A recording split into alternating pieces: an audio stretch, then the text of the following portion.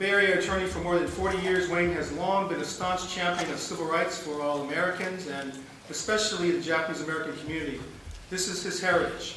His father, Wayne Mortimer Collins, was instrumental in closing down the Tule Lake Stockade in 1944 and challenged the incarceration of Japanese Americans all the way to the Supreme Court in the case of Korematsu versus the United States. He helped regain citizenship for more than 4,500 renunciants, prevented the government from deporting Japanese Peruvians to Japan, and defended Iva Toguri D'Aquino, unjustly vilified as Tokyo Rose, against charges of treason. As a newly licensed attorney, Wayne Merrill Collins took up this cause and in 1977 obtained a pardon for Ms. Toguri D'Aquino, who, thanks to him, became the only person ever pardoned after being convicted of treason against the United States. We are honored to have him here today. Please welcome Wayne Collins.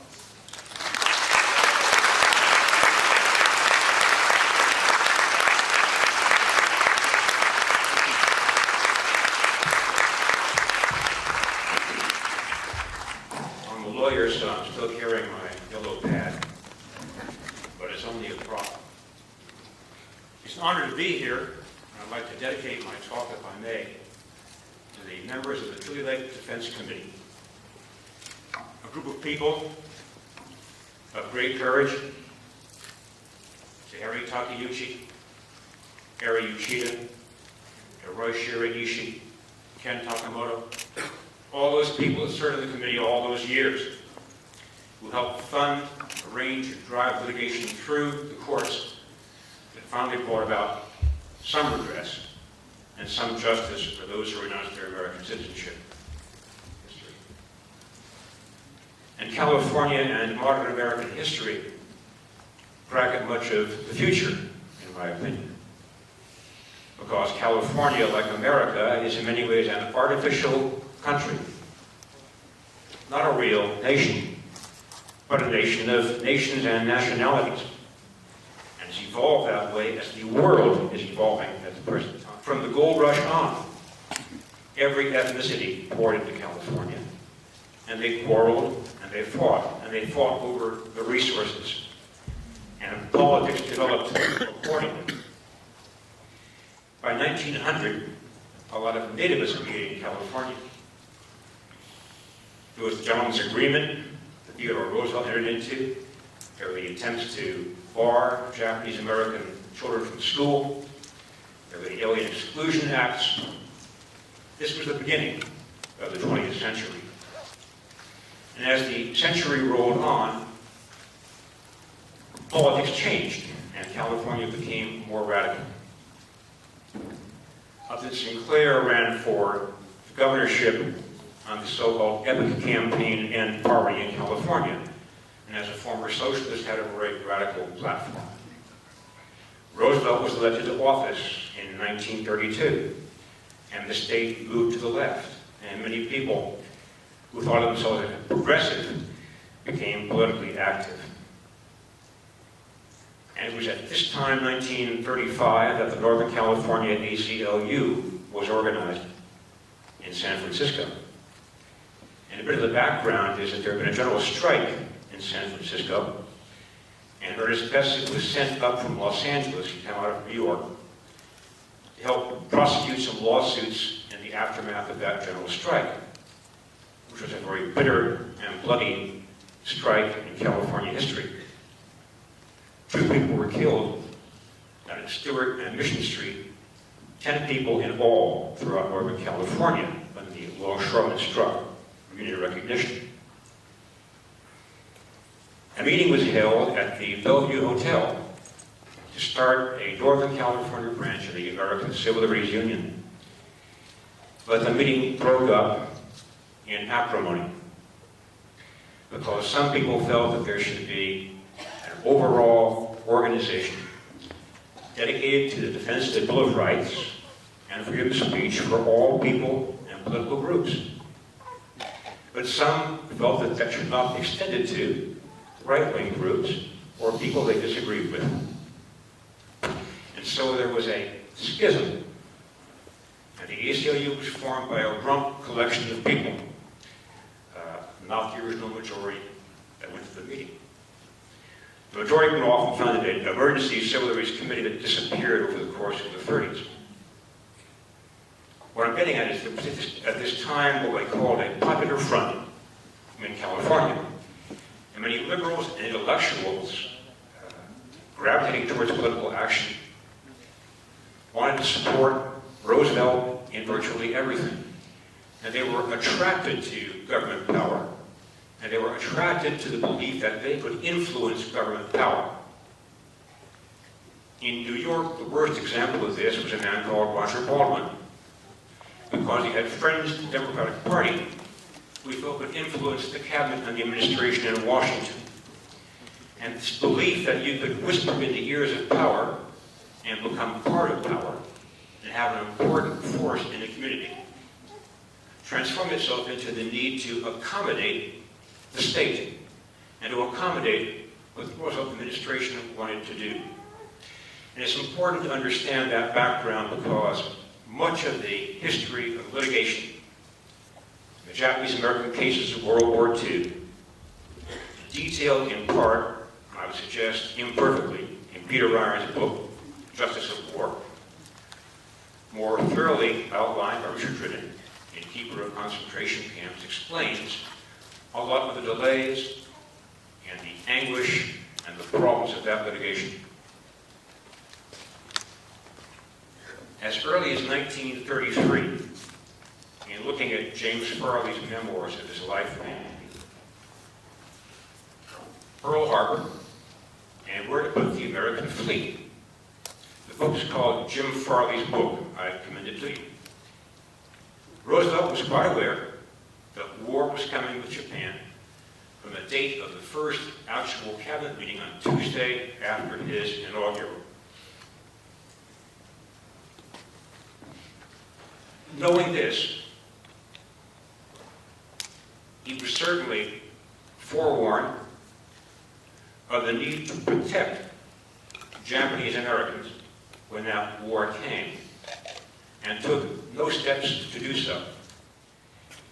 A recent book is called Angry Voices of the Roosevelt Administration, and it details Roosevelt's attempts to involve America in World War II.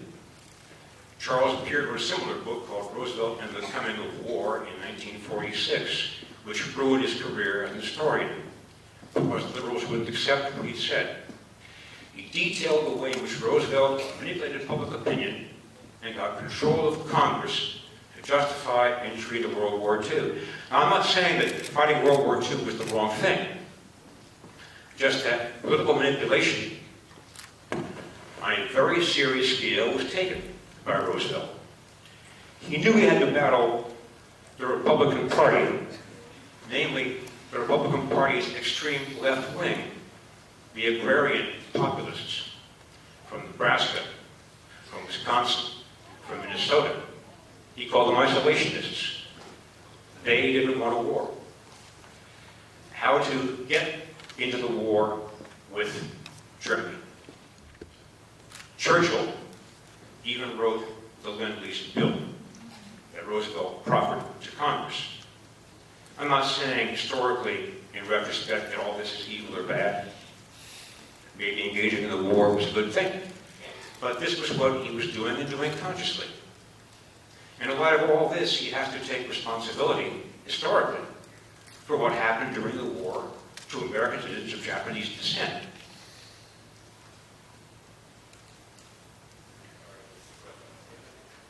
Most of his activity was geared towards a war with Germany and convincing the American public of that war, which even up to the last year was adverse to getting involved in the war in Europe. That changed over time, as well it should. But his course in so doing led him, as well, to focus on Japan, which was not his original focus. And when he couldn't get a war to break out with Germany properly, things opened up for him in Asia, which involved, of course, British interests in Southeast Asia. Since the Americans had already broken the Japanese code, they knew exactly what was going on with the Japanese Foreign Office. They should have known that Pearl Harbor was coming. If they listened to the warnings from Australia, from the Australian government that told them the fleet was en route. Instead, he blamed his Army staff and his Navy staff, and Kimmel and Short, Admiral and General, would take the fall. And he got a congressional committee run by Roberts to whitewash the administration over Pearl Harbor and to blame the Army and the Navy, rather than the lapses in his own administration.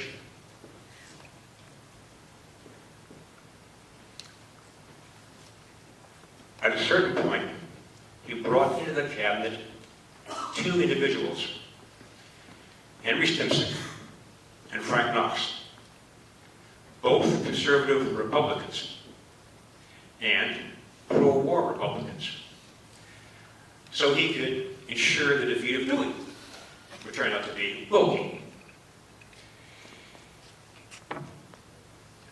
Knox and Stimson were particularly hard on Japan. Stimson had served as Secretary of State to Herbert Hoover, and during the Manchurian episode had been the most hawkish to impose sanctions and take action against Japan. Hoover overruled him. He fell out of office, but he came back in to the Roosevelt administration and was one of the hawks in the entire evacuation scheme. But that's why he was in the administration, for political opportunism. And that's important to remember.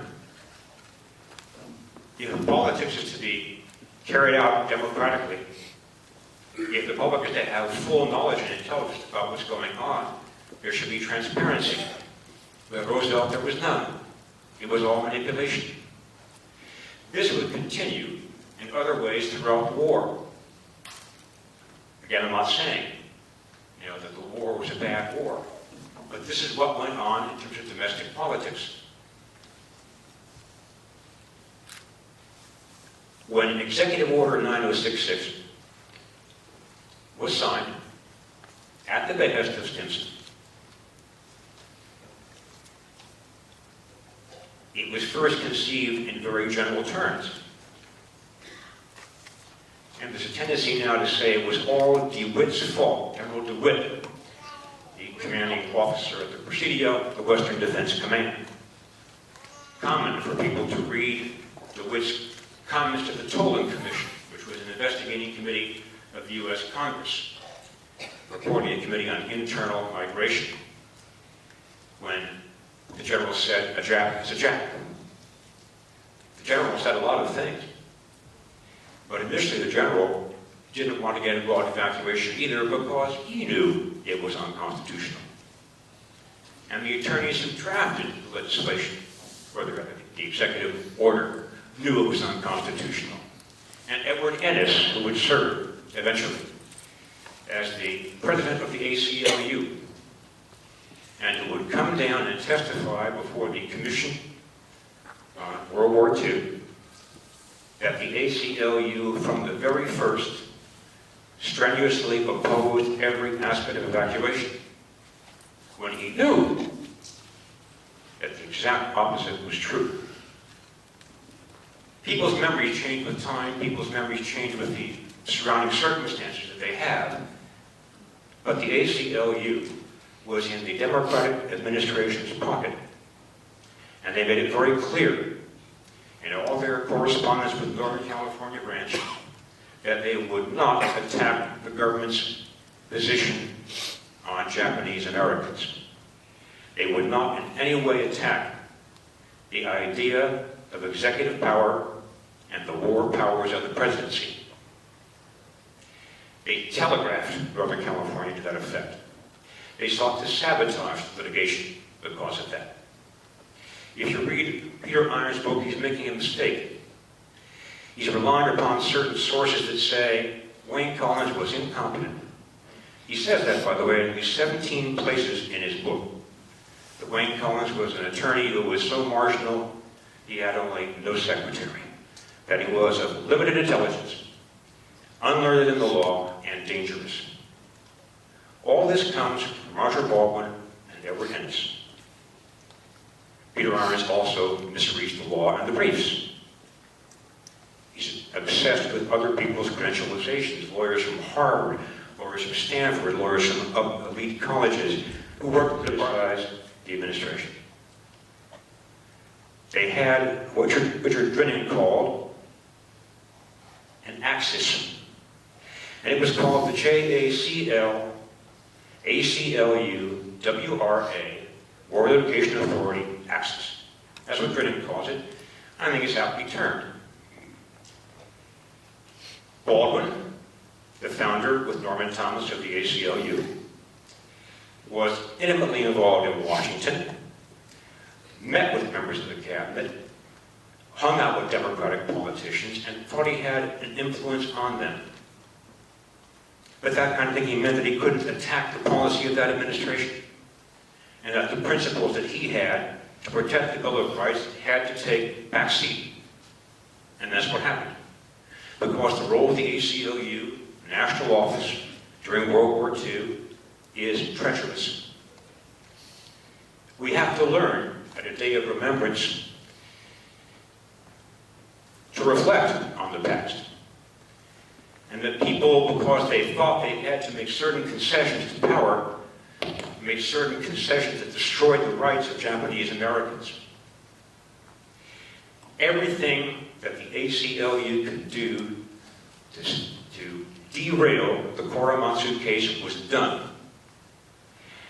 Everything they could do to sabotage the approach taken by Northern California was done.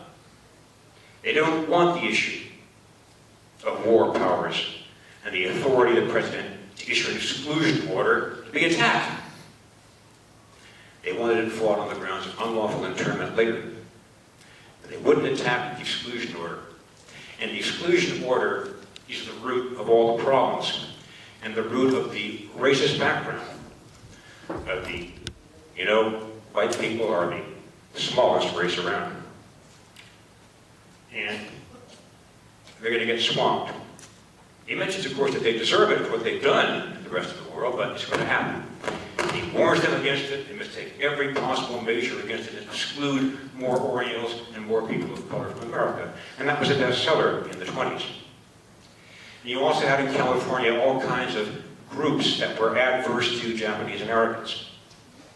The Associated Farmers, associations of florists, associations of property owners, all of whom appeared before the Tule Lake Committee in 1942 when it held hearings, first in San Francisco, then in Los Angeles, and then in Washington.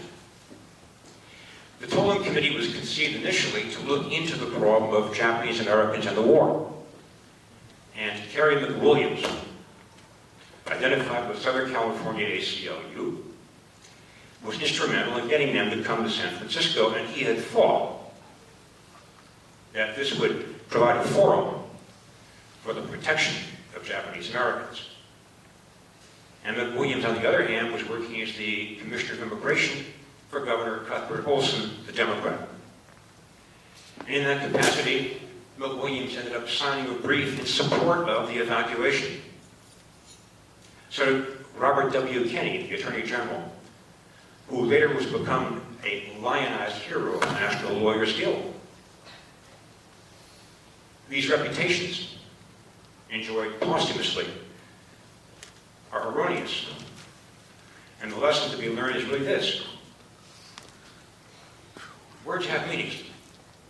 And too often, evacuation is playing solely on racism. As threshold, and racism can be manipulated because racism is an addiction like heroin. It makes people feel better. And it gives them an excuse for behaving in a way that they want to behave. But to say that the evacuation was purely a consequence of racism is to miss the issue of what Roosevelt was doing or not doing, and the dishonesty and lack of integrity of politics in Washington, and the very people who would self-charge themselves with the duty to prevent that, the ACLU.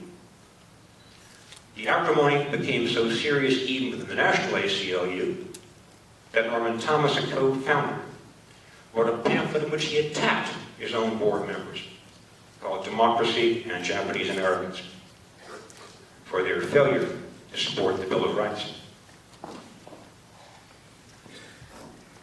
Even when the Korematsu case came up, and the majority opinion was crafted, if you read it, you will see that the court, because the opinion came out in 45, justifies evacuation by facts that had not occurred before evacuation. In fact, they say that they must know that there were disloyal Japanese Americans. How do we know this? General DeWitt had said in his final report that the Japanese were Shintoists, and they were Buddhists, and they were ancestor worshippers, and they were emperor worshippers, and they had the Code of Bushido. All this my father had to rebut in his brief to the U.S. Supreme Court. Not legal issues, and it may antagonize Peter Irons, that they were consistently, during the course of the war, to justify Department of Justice conduct. The majority opinion said, we know they're disloyal because they were announced at Tule Lake. That was 2 years after they were returned, but the Supreme Court pointed to that to justify their upholding exclusion order, among other things. So everything becomes intertwined, all the cases, whether it be Korematsu, Yasui, Endo, internment, evacuation cases. Iva Toguri, because she was a strandee in Japan at the time the war broke out. All these things stem from the policy the American government adopted to mislead the American people and not to be honest with them and defend the civil rights of their own citizens.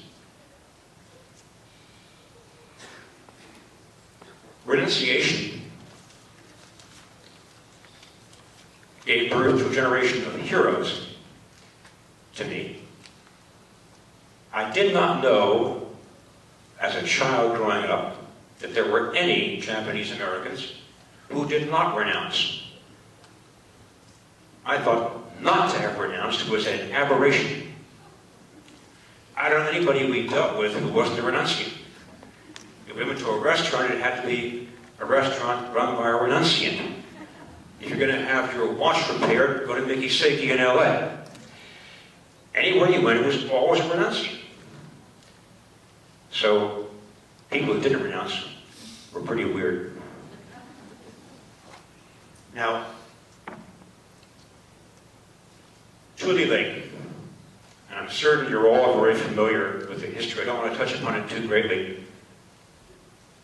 Began as a, what's it called, a relocation center. We had either said no to question 28 on the questionnaire, will you renounce the emperor, or will you fight for the U.S. Army? Question 27. All dealt with in Farewell to Manners in our many books. And they were sent to Tule Lake, deemed to be disloyal. And they sent the key bay to Tule Lake, that is, those Japanese Americans who had been raised partly in Japan when they'd been sent back there for an education. They went to Tule Lake. Other people got to Tule Lake because they wanted to be reunited with their parents who were Nisei, dangerous enemy aliens who were in Tule Lake. And the population swelled way beyond what it was supposed to hold. One of the things that human beings do is to resist evil and to resist their own oppression in any way that they can. And they may not do it rationally, and they may not do it well-advisedly, but they're justified in their anger that the country of their birth had betrayed them. What country can intern its own citizens in a concentration camp? If anybody here were to be arrested for drunk driving. I think people still drink. And were taken before a court. The first thing that you will be told by the judge is that you've got a right to trial. And they're going to read to you the charges against you. And that you have a right to subpoena witnesses to defend yourself, and a right to see incarceration in a concentration camp.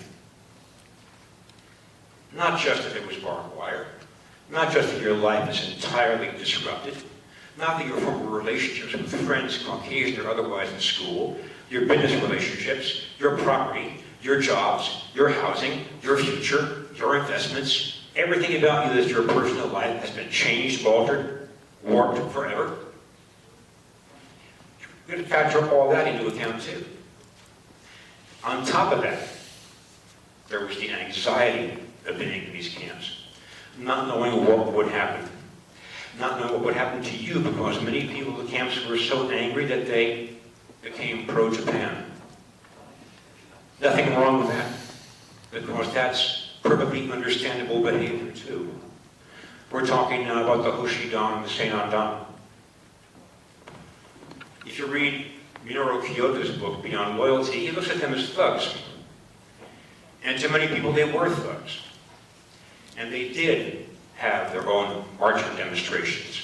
And they did shave their heads. And they did have the rising star flag. And they did bow down to the emperor. What do you expect? How else can they show their anger, their opposition, and their own humanity? Did it go too far? Of course it did. Was it discouraged by the Department of Justice initially? No. Many people were terrified of the Hoshidan. One person was murdered, and he was the director of the co-op up at Tule Lake. If you read all the footnotes, all the correspondence, all the reference, there are plenty of beatings and stabbings going on. But to blame everything in the Hoshidan is carrying things pretty far.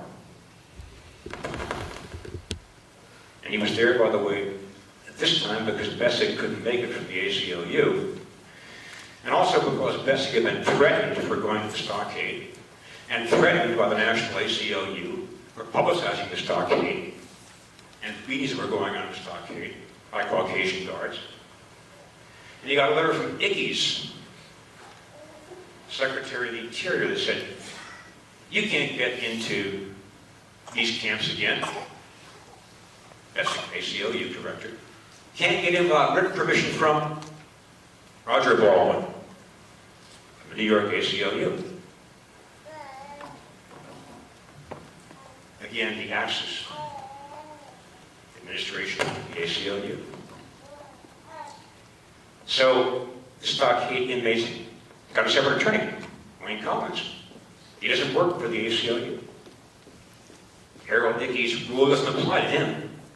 He can see prisoners in the stockade. That's how he got involved in that. And learned about renunciation.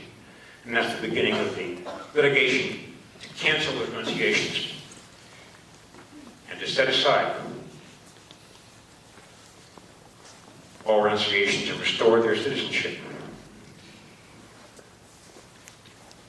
When that lawsuit was begun, it was, of course, opposed by the ACLU New York. And in the meantime, there had been another action filed in Los Angeles by Abraham Lincoln Weirin, Southern California attorney who had also been Sabaru Kito's partner and a JACL lawyer. That lawsuit brought on behalf of 3 people in the Murakami case. 3 people, each of whom testified they had been terrified by the Hoshidan and by the killings of the beaches. That lawsuit said these people are interned illegally. They have been deprived of their rights. They have no right to counsel. They've lost their property. The mere fact that they have been so confined in a concentration camp behind barbed wire is adequate to invalidate any renunciation of American nationality. The other case claimed solely terror from the Hoshidan. Many people renounced their nationality for a lot of reasons. Some did sit out the war, as the Department of Justice claimed. Some may have been opportunists, as the Department of Justice claimed. Some may want to avoid a draft at home or abroad, as they claimed. All of that is totally irrelevant, because they're living in an utterly artificial, hothouse environment brought about by their internment at Tule Lake. And that alone should avoid the renunciations. But the two cases ended up from the same appellate court. So the Murakami case, unfortunately, discredited, undermined, and sabotaged Abo versus Clark. A quick history. Case was filed in San Francisco to vacate renunciations. It's heard by Louis Goodman, a judge.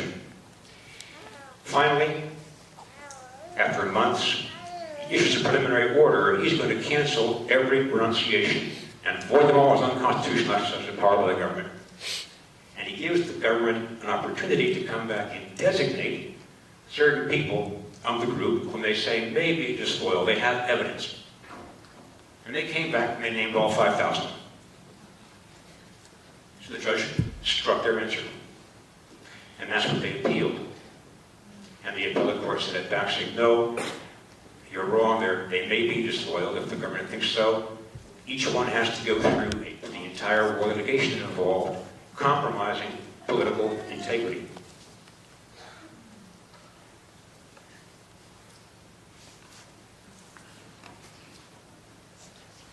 When the exclusion order came into effect, and when the first evacuees arrived in Tule, the Battle of the Coral Sea had been won. And within a month, the Battle of Midway had been won. And there was no possible danger, 6 months into the war, no possible danger of military necessity, sabotage, espionage, and invasion. There was no longer any justification for internment. But the government kept up that internment for years. The bureaucracy grew. They would never back down, and they perpetuated their conduct for years. It doesn't matter that people could leave camps to be resettled if they got leave clearance. The fact is, they were in the camps, and therein lies the injustice. Today, America still feels that it can pick up and kidnap foreign nationals, and it's felt so since Bill Clinton authorized that in 1996. That's where we have rendition. We've already been through rendition. 1941 to 1945 at Tule Lake. Prisoner transfers, kidnapping, deprival of rights. Nothing new under the American sun. I know my time is over. I'm getting signaled, and so I'll end it at that. Thank you for your attention.